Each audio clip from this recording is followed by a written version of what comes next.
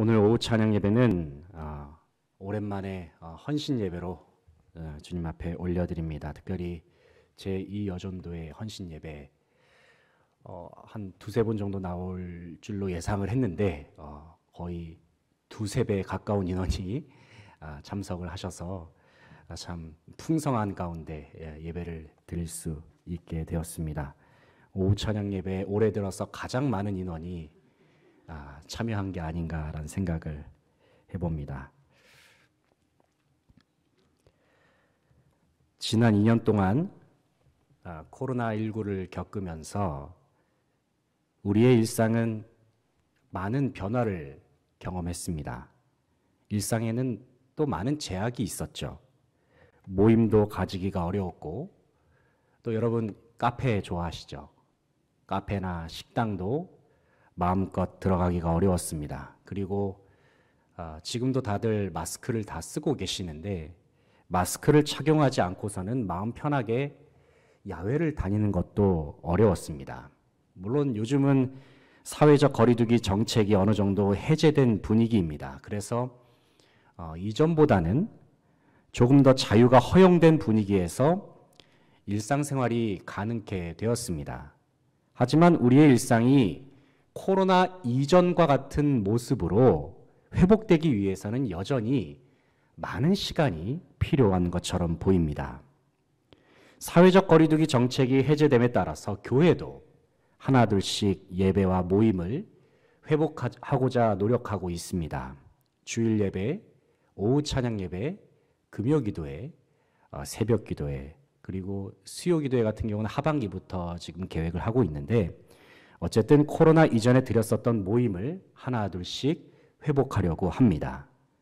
하지만 아무리 모든 모임을 정상화시키기 위해서 최선을 다해도 지난 2년 이상의 코로나 경험은 여전히 우리의 신앙생활을, 우리의 일상을 코로나에 머물게 하는 듯 보일 때가 많습니다. 온라인으로 예배를 드리고 온라인으로 헌금하면 마치 그것으로 예배를 대신했다고 만족하는 모습, 만족하는 마음이 언제부턴가 너무나도 당연하게 자리 잡지는 않았는가 생각해 봅니다. 모든 것을 다시 시작해 보겠다고 노력하지만 여전히 예배당 좌석에는 빈자리가 많습니다. 가끔은 예배를 인도할 때에 비어있는 좌석을 보면 그래도 다 함께 모여서 예배하고 찬송했던 코로나 이전의 그때가 그리울 때가 있습니다. 다음 주에는 여전도의 주관으로 바자회를 준비합니다. 2019년 바자회를 마지막으로 3년 만에 재개하는 바자회입니다. 물론 여전히 코로나 상황이 있기 때문에 음식물을 판매하지는 않습니다. 많은 분들이 아쉬워했다는 말씀을 전해 들었고 저 역시도 많이 아쉽습니다. 옷이랑 물품만으로 품목을 축소해서 바자회를 준비합니다. 어쩌면 예전에 했던 바자회보다는 초라해 보일 수도 있고 조촐해 보일 수도 있습니다. 생각해보면 이러한 행사뿐만이 아니라 예배도 마찬가지고 모임도 그렇고 코로나 이전과 비교해보면 뭔가 풍성해 보이지 않고 사람들도 많이 모이질 않아서 허전한 마음이 들기도 합니다.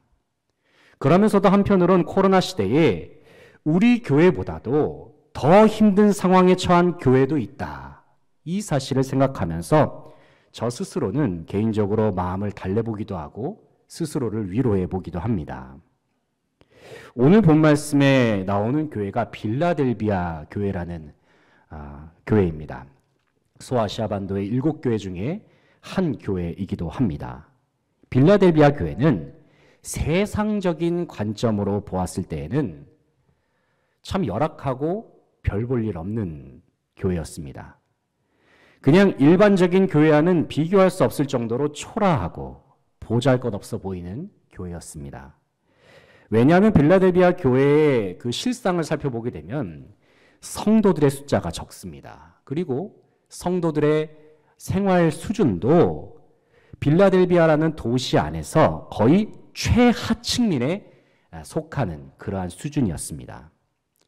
당시 빌라델비아 교회 성도들은 믿음을 지키기 위해서 황제 숭배를 거부했습니다. 당시에 로마 통치 시대에는 황제를 하나님, 황제를 주님이라고 섬기는 그러한 종교 문화가 있었는데 빌라델비아 교회 성도들은 예수님에 대한 믿음을 지키기 위해서 황제 숭배를 철저하게 거부했습니다. 그러다 보니까 그들은 언제나 로마로부터 당시의 도시에 살고 있었던 시민들로부터 극심한 박해와 괴롭힘을 당하면서 살았습니다.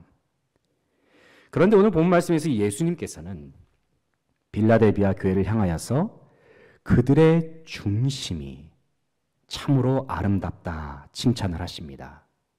왜냐하면 빌라델비아 교회는 어떠한 상황 속에서도 주님의 말씀을 지키기에 힘썼고 예수님의 이름을 끝까지 배반하지 않는 고귀한 믿음이 있었기 때문입니다.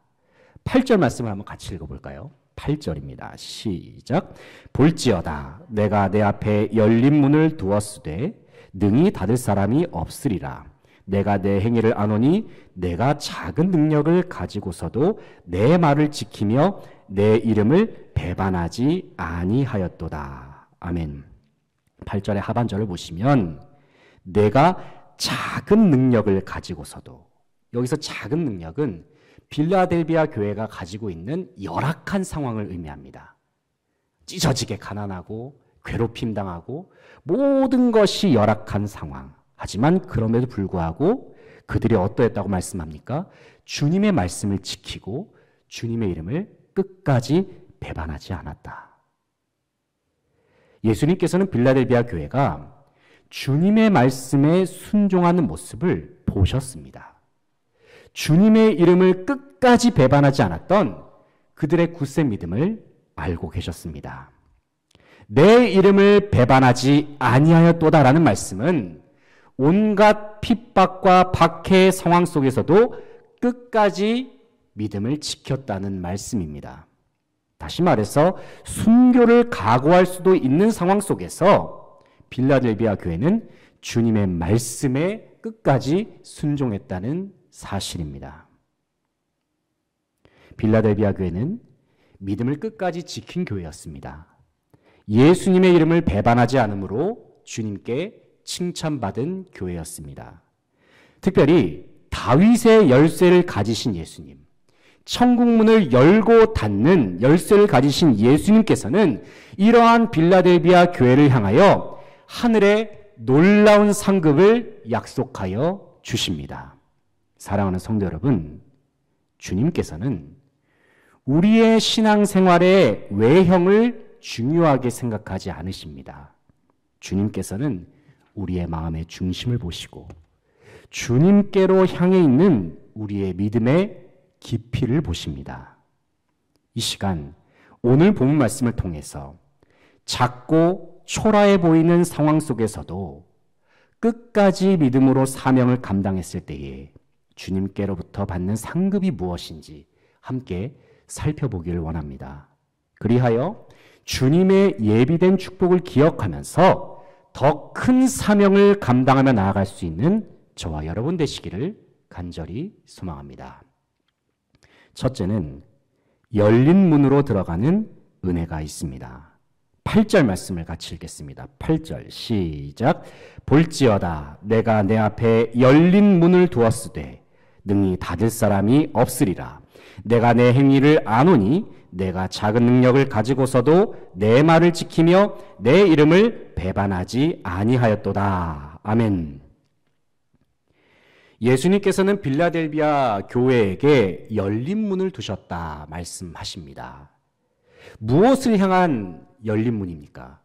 바로 영원한 하나님 나라로 들어가는 열린 문을 의미합니다. 이 말씀은 천국 문을 열고 닫는 열쇠를 가지신 주님께서 친히 하신 말씀입니다. 예수님께서 천국 문을 활짝 여시면 아무도 그 문을 닫을 권리도 없고 능력도 없습니다. 왜냐하면 우리 주님께서는 영원한 하늘나라의 왕이 되시고 주인 되시고 절대적인 통치자가 되시기 때문입니다.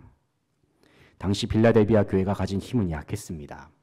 왜냐하면 그들은 황제 숭배를 거부했기 때문에 그들이 사는 도시에서 장사를 비롯해서 그 어떤 경제 활동도 할 수 없었기 때문입니다.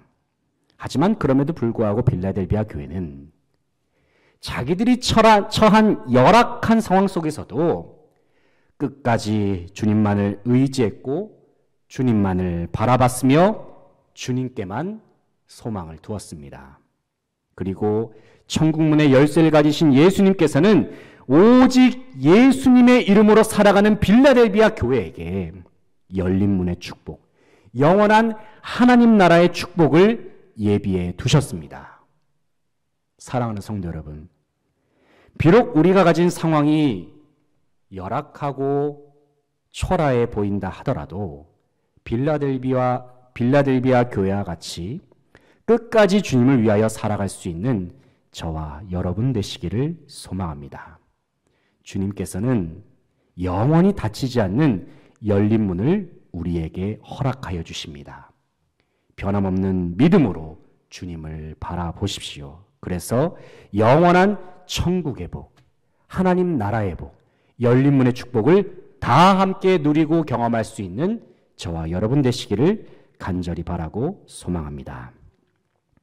둘째는 전세가 역전되는 은혜를 허락하십니다. 9절 말씀 같이 한번 읽겠습니다. 9절 시작.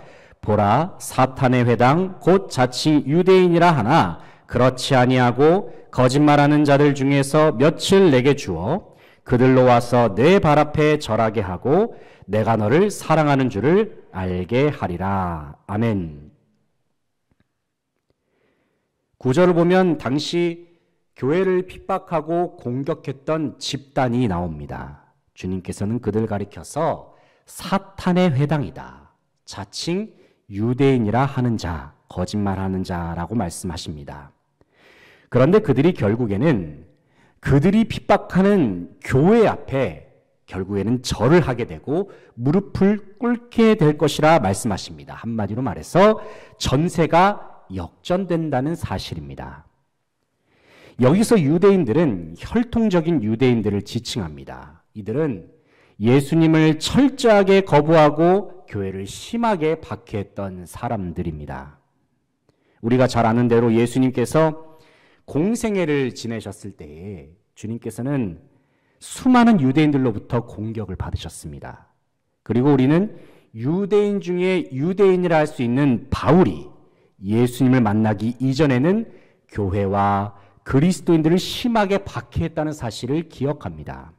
이와 마찬가지로 유대인들은 당시 교회를, 오늘 본 말씀에는 빌라델비아 교회를 심하게 공격하고 또 미혹했습니다. 그들은 거짓 교훈으로 성도들을 흔들기도 했습니다.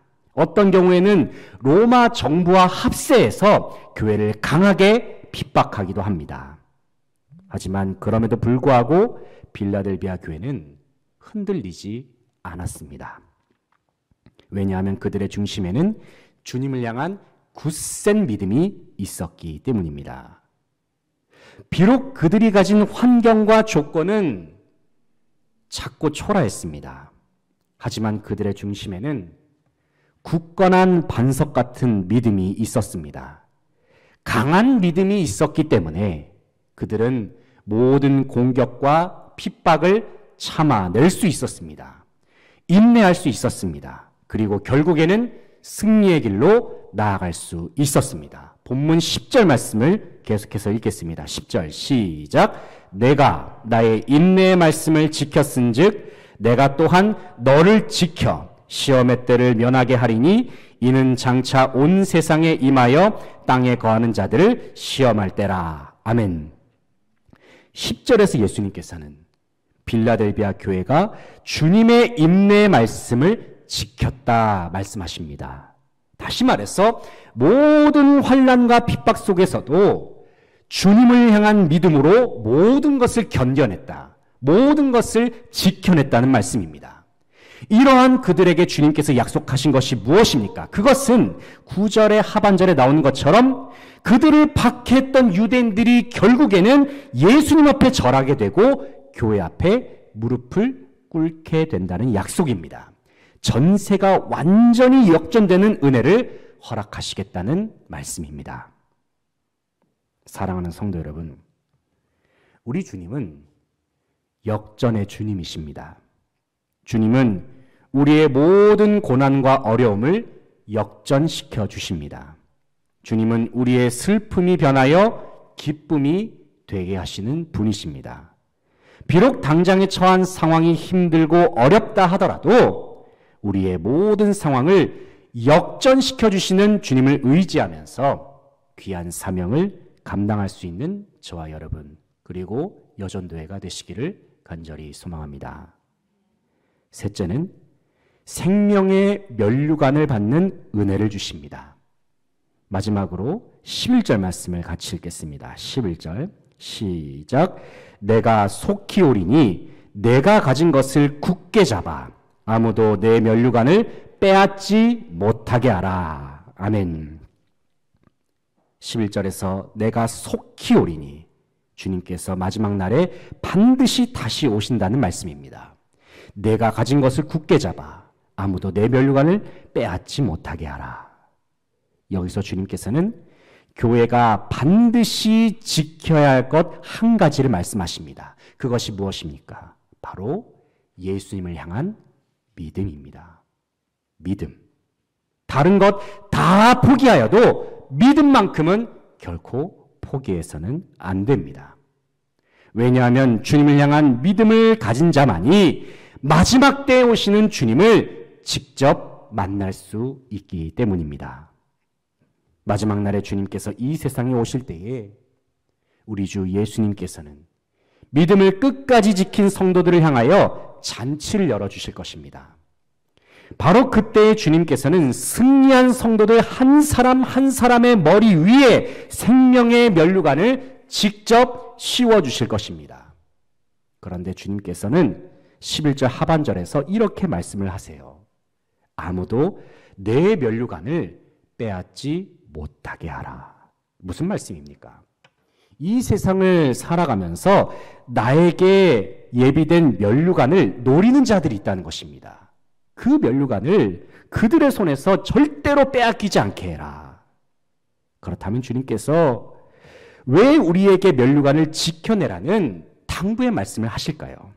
왜냐하면 이 세상 속에서 믿음을 지켜내고 면류관을 사수하는 일은 결코 쉬운 일이 아니기 때문입니다.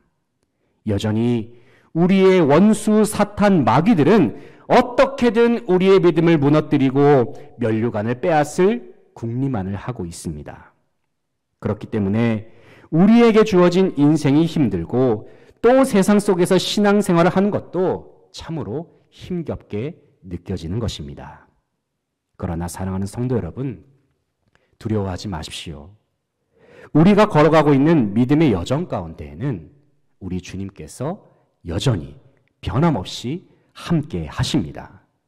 그리고 우리와 함께 하시는 주님께서는 힘들고 어려운 순간에 우리의 삶을 친히 지켜주시고 보호하여 주신다 약속하셨습니다. 10절 말씀을 이 시간 다 함께 읽어보겠습니다. 10절 말씀 시작. 내가 나의 인내의 말씀을 지켰은즉 내가 또한 너희를 지켜 시험의 때를 면하게 하리니 이는 장차 오는 세상에 임하여 땅에 거하는 자들을 시험할 때라. 아멘. 10절의 상반절을 보시면 내가 나의 인내의 말씀을 지켰은즉 내가 또한 너희를 지켜 시험의 때를 면하게 하리니 말씀하십니다. 주님께서 우리를 지켜주신다는 것입니다. 시험을 면하게 하신다. 사랑하는 성도 여러분, 우리와 함께 하시는 주님께서는 우리를 지켜주시고 보호하여 주시는 분이심을 믿으시기 바랍니다. 이 땅에 살면서 주님 때문에 고난당하는 성도들, 인내하면서 믿음 지키고 순종하는 자들을 주님께서 친히 지켜주시고 보호하여 주십니다. 그리고 마지막 때에는 우리의 머리에 생명의 면류관을 씌워 주십니다. 우리에게 예비된 놀라운 축복, 생명의 면류관의 축복을 기억하면서 우리에게 주어진 사명을 충성스럽게 감당할 수 있는 저와 여러분의 삶이 되시기를 간절히 소망합니다. 이제 말씀을 정리하겠습니다. 사랑하는 성도 여러분, 코로나 이후에 다시 시작하는 우리의 모습, 또 우리가 감당하는 일들이 어쩌면 이전보다 작고 초라해 보일 수도 있습니다. 하지만 주님께서는 그러한 외형이나 규모가 중요하지 않다 우리에게 말씀하여 주십니다. 작아 보여도 결코 작지 않습니다. 주님께서 기뻐하시는 것은 끝까지 주님 앞에서 믿음을 지키는 마음의 중심입니다. 주님께서는 우리의 중심에 있는 믿음을 크게 보십니다. 우리의 중심에 있는 믿음을 귀하게 보십니다. 비록 모든 것이 작아 보이고 모든 것이 부족해 보여서 우리가 참 현재 감당하는 일들이 제대로 감당할 수 있을지 그러한 염려와 두려움이 생길 수도 있습니다. 하지만 주님께서는 우리가 감당하는 그 작은 것을 통해서 크게 역사하시는 하나님이십니다. 비록 모든 것이 작아 보여도 그 작은 것으로도 큰 일을 감당하며 나아가는 우리 교회, 특별히 여전도회가 되시기를 간절히 소망합니다. 간절히 바라기는 우리의 믿음이 다시 한번 주님께로 향하기를 원하고 우리의 믿음이 다시 한번 더욱 굳세어지기를 간절히 소망합니다.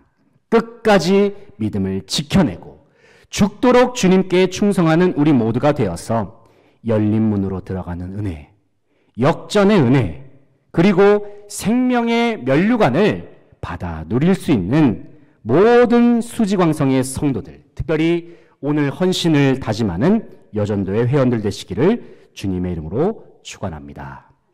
함께 기도하시겠습니다. 하나님 아버지 감사합니다. 우리에게 주님의 은혜를 부어주시고 넘치는 사랑을 베풀어 주셔서 우리로 하여금 예배자로 주님을 예배하게 하시니 주님 참으로 감사를 드립니다.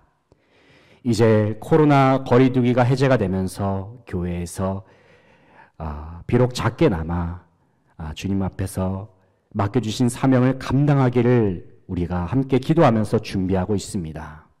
그러나 아버지 하나님, 코로나 이전과 같이 우리가 모든 것을 온전히 감당하지 못하는 상황으로 인해서 때로는 우리의 마음에 허전함이 있고 또 두려움과 염려가 밀려올 때가 있음을 주님 앞에 고백합니다. 하지만 주님께서는 작은 것을 통해서도 큰 일을 감당케 하시는 분이심을 우리가 다시 한번 기억하게 하셔서 아버지 하나님, 우리의 믿음의 중심을 주님께로 향하게 하시고 또 주님을 신실하게 바라보고 의지하는 믿음으로 주님께서 맡겨주신 사명을 충성스럽게 감당하며 나아갈 수 있는 모든 성도들, 특별히 우리 여전도회가 되게 하여 주시옵소서. 주님께 감사드리며 예수 그리스도의 이름으로 기도하옵나이다. 아멘.